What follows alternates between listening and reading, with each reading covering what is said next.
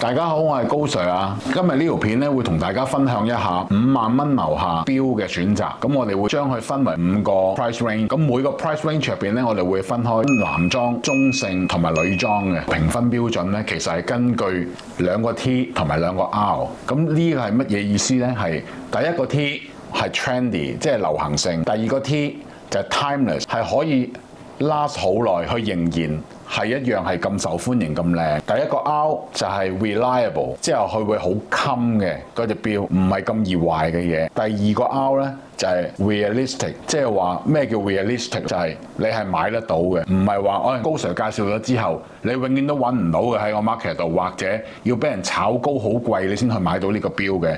咁我就係根據呢4個準則去推介咗15款錶俾大家去選擇嘅。咁首先我哋由5000蚊樓下嘅錶開始介紹先啦。咁第一款男裝呢，我會介紹推介俾大家嘅就係 Seiko 嘅 Postpax 6圈6面嘅潛水錶。咁點解我會揀呢一隻錶呢？咁其一就係佢6圈6面啦。咁而家潮流其實嚟緊嘅潮流咧都係興綠色面嘅。咁我嚟緊好多錶咧，其實都會着重係藍色面同埋綠色面。咁所以我就揀咗呢一隻錶。而另外一方面咧就係佢價錢就喺5000蚊樓下啦，係大概4000零蚊啦，亦都係啱我哋嘅標準。自動機芯你唔需要擔心話佢會冇電，同埋佢可以有嗰個41小時嘅 power reserve。咁 size 係42.4mm。非常之適合男性嘅手去佩戴嘅。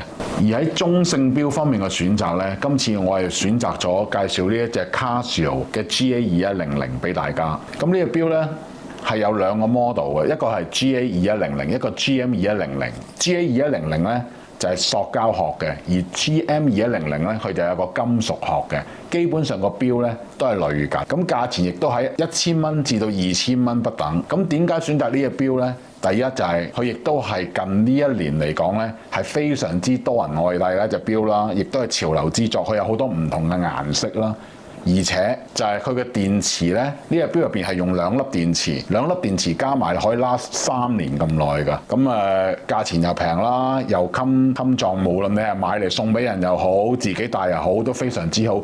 仲有一個彩蛋就係你買完呢隻錶之後，佢仲有無限嘅可能性。當你覺得呢個塑膠殼係帶厭咗之後，坊間亦都好多其他公司佢會出咗啲金屬殼俾佢換嘅。如果大家中意金屬殼、金屬帶啊、金屬殼膠帶啊，咁你哋可以自己買嚟去配落去，會有其他好多唔同嘅選擇嘅。咁如果真係大家中意呢一個錶嘅朋友，可以研究一下啦。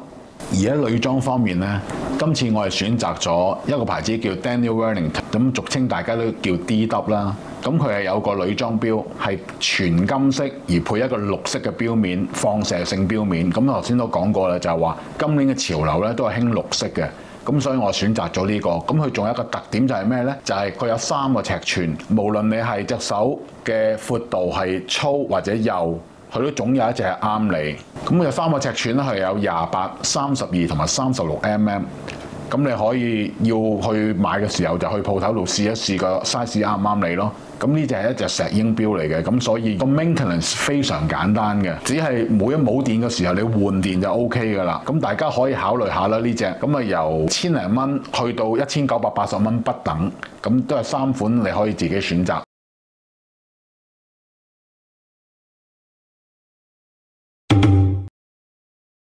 而5000蚊去到9999嘅界別咧，喺男裝方面咧，我會介紹另一隻精工嘅 Postpax。咁而呢一隻同頭先嗰隻有咩唔同咧？頭先嗰隻咧就係好似龜背嘅設計，雖然佢係好多精工嘅潛水錶都會用一個呢啲舊嘅設計，但係而家講緊呢一個界別，因為呢隻錶係8980蚊，而佢嘅設計咧就其實好係復刻翻精工一向最早期嘅潛水錶嘅設計嗰個形狀，再配一條鋼錶帶。咁當然機芯同頭先嗰隻就完全唔同。呢個係用咗6R35機芯，佢個 power reserve 去到成70個鐘頭嘅。尺寸方面就40.5mm 直徑。咁呢個錶係完全唔同設計㗎啦。咁但係佢亦都有嗰個 timeless 嘅感覺。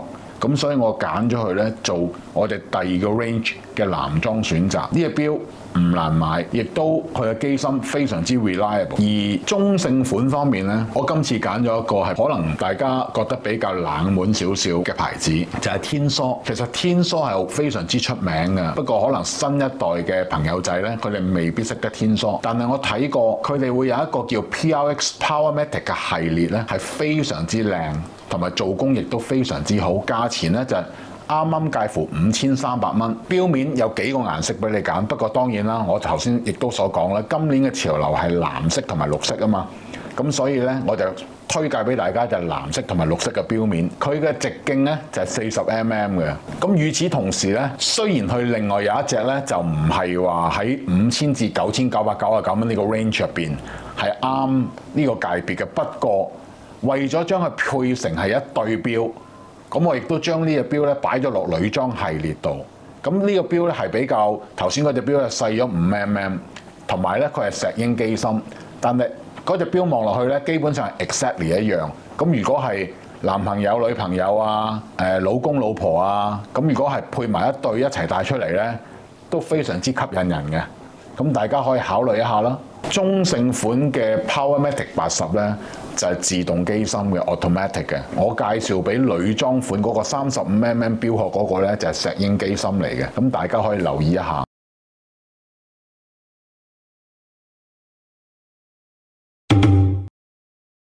好啦，嚟到10000至到24999，咁第一隻男裝我要為大家介紹嘅咧就係我手上呢一隻帝陀 Ranger。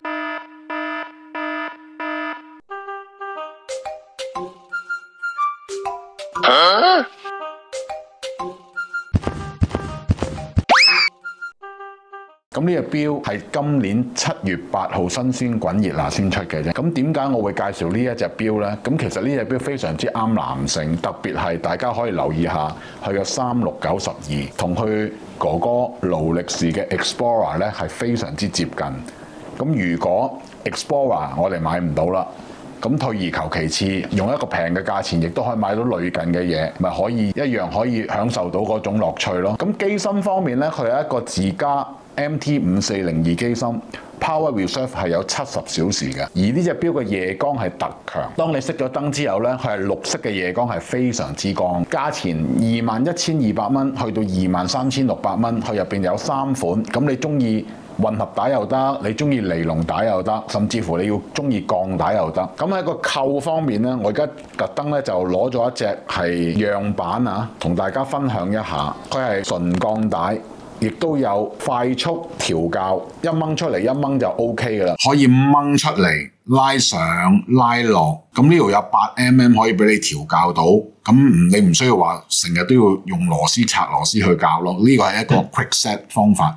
係帝陀新嘅功能嚟嘅，咁所以無論係喺 reliable 方面啊，喺 trendy 方面啊，同埋 timeless 方面咧，佢都非常之達到我個標準嘅。咁所以我真心介紹呢隻 Ranger 俾大家。喺中性系列嘅介紹咧，我係選擇咗 Oris 嘅潛水錶，叫65嘅綠色錶面。咁我覺得呢隻錶好特別嘅。咁有咩咁特別咧？第一，佢係綠色錶面啦，非常之潮流啦。咁第二就係佢個樣咧，其實有少少復古味道。佢同以前嘅 Oris 咧係好類近嘅。再加埋佢係配咗一條皮帶落去咧，唔會話好似好大隻啊，淨係好男性啊。無論係男又好，女又好。咁你着得 casual 啲牛仔褲又得，你着西裝亦都冇問題嘅。咁呢個錶係用咗自動機芯，佢又用咗 Oris 733機芯。其實咧，佢就係一個共用機芯 Sanita 嘅 SW200，佢嘅動力儲備有38個鐘頭。咁我整體嚟講，因為佢只係賣你16,000蚊，咁所以價錢方面亦都好適合我哋呢個選擇啦。買亦都好易買得到嘅，咁所以我覺得呢隻錶係值得推薦俾大家嘅。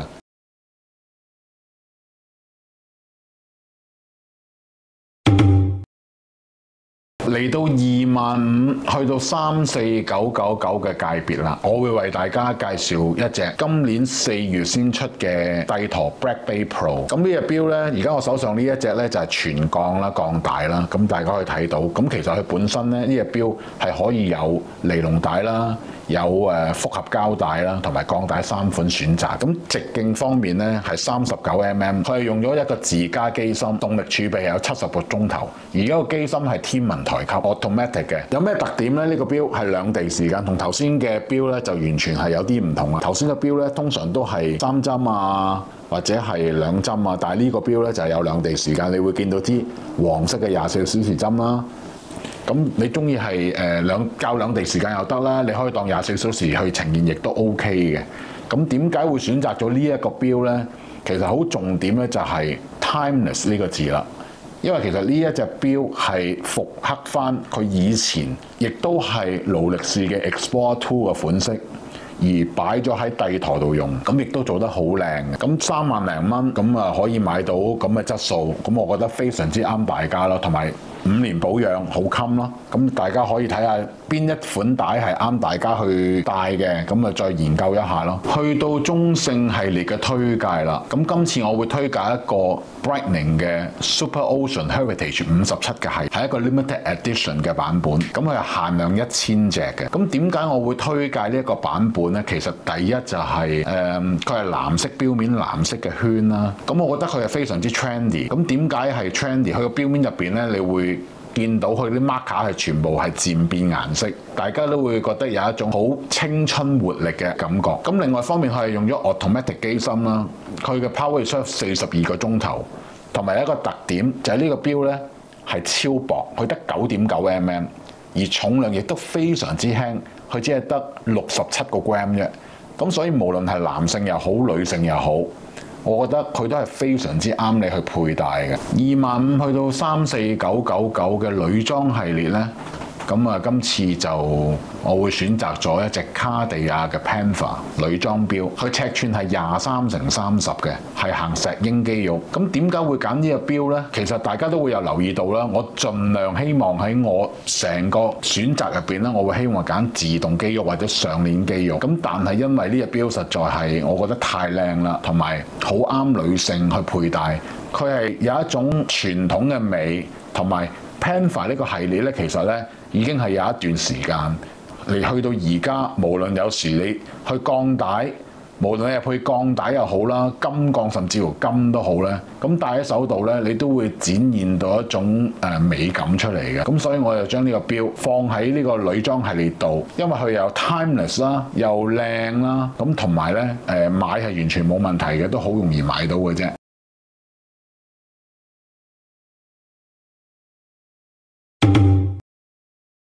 去到最高境界啦，35,000蚊至到50,000蚊嘅界別。喺男裝錶方面咧，今次就好特別啦。我揀咗一個 Grand Seiko。咁點解會揀呢個 Grand Seiko 咧？咁當然啦，第一就係 Grand Seiko 嘅一個做錶嘅工藝都係非常之高啦。第二個錶面我覺得佢好靚啦，佢係用一個深藍色嘅錶面，襯托咗一個金色嘅 Grand Seiko GS 嘅 logo， 放咗喺12點位嘅對下。呢個 logo 表達咗啲乜嘢呢？一個24節氣入邊嘅秋分景色。大家試諗一下，就係嗰個金色嘅 logo 就好似一個月亮照住一個深藍色嘅夜晚，咁啊份內係有詩意嘅。咁另一方面呢，就係成隻錶都係全鋼嘅設計。肌肉方面呢，佢係用咗 9S85 肌肉，動力儲備55個鐘頭。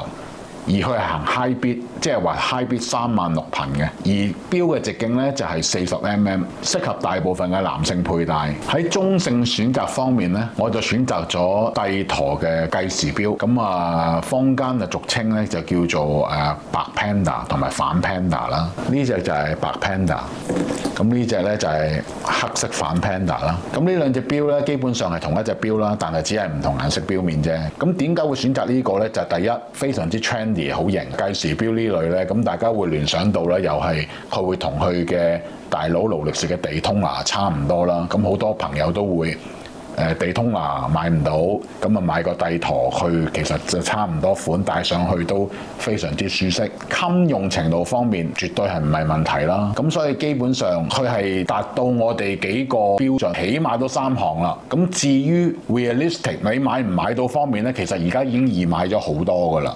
咁你只要去 AD 度留個名或者等下，咁你都會買到㗎。咁佢有分黑色嘅皮帶啦、尼龍帶啦同埋鋼帶3個選擇㗎。咁價錢亦都係由38,000幾蚊去到41,100蚊不等。咁你哋中意邊個帶啊？咩價錢可以自己選擇。去到最尾兩隻啦，點解係兩隻呢？因為真係好難揀。喺呢個界別嘅女裝錶呢，我真係冇辦法可以喺呢兩隻錶之中揀一隻去介紹俾大家，所以到最尾我揀咗兩隻。咁而第一隻介紹俾大家就係一隻叫做卡地亞嘅 Prasha， 一隻機械錶，佢嘅直徑係35mm，厚度9.37mm。咁點解我會揀呢隻錶呢？其實 Prasha 呢個錶款已經係好耐，咁有一段時間就唔係咁流行啦。佢而家再重新再 redesign 過。佢再出咗一個好令人方便嘅 function， 就係佢係有一個快拆錶帶，呢隻錶係跟兩條錶帶俾你嘅，咁你可以好容易咁係唔需要技術撳個掣就可以掹出嚟，就可以換第二條錶帶上去啦。咁而你亦都保留到嗰個傳統 Prasha 嗰個味道。30mm 直徑對於一般嘅女士 OK 啦，咁就算係對於一啲比較細小嘅女士呢，呢隻錶都唔會你覺得係 oversize， 反而會有一種比較sporty 啲嘅味道，因為佢唔係太厚呢，所以你唔會覺得太過累贅嘅。好啦，去到5萬蚊樓下界別嘅重中之重啦，女性錶，高 Sir 為你推介嘅呢，就係 Jaeger LeCoultre 嘅 Reversal 細裝。呢隻錶靚就不在話下啦。咁其實呢，喺 timeless 方面呢，呢隻錶其實已經係出咗好耐。而家我手度呢隻呢，就唔係我哋網頁入邊想講俾大家而家賣緊嗰隻，因為呢隻係我 keep 咗好耐。呢隻錶其實呢係有兩邊可以玩嘅。其實點解講 classic 呢？就係話第一，你一個正面啦，咁你可以戴呢，你睇到時間啦。咁如果係你想譬如話送俾人嘅女朋友又好，太太又好，你想有啲特別紀念意思嘅，你可以反咗之後喺後邊挑啲字喺度，咁啊做一個留念。另外一樣嘢就係話呢個牌子呢已經好多人遺忘咗㗎啦。邊個話俾你聽啊？我幫你炒佢。咁所以咧，我特登咧希望喺度咧講翻佢出嚟，咁等大家無論係男士又好，女士又好，都可以留意下呢個 Jaeger LeCoultre 呢個品牌，因為佢哋所做嘅機芯啊，佢哋做錶嘅工藝啊，其實都非常之高啊！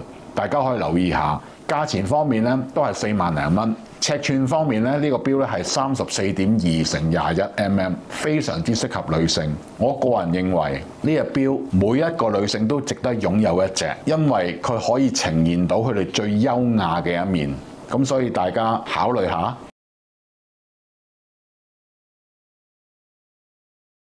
好啦，我講咗咁耐，大家有冇揀啱咗一隻心水嘢啊？咁如果5000蚊樓下嘅啱啦，你可以用消費券買啦。咁但係如果揀咗5萬蚊嘅都唔驚啊，消費券再簽卡簽4萬5蚊卡咪 OK 咯。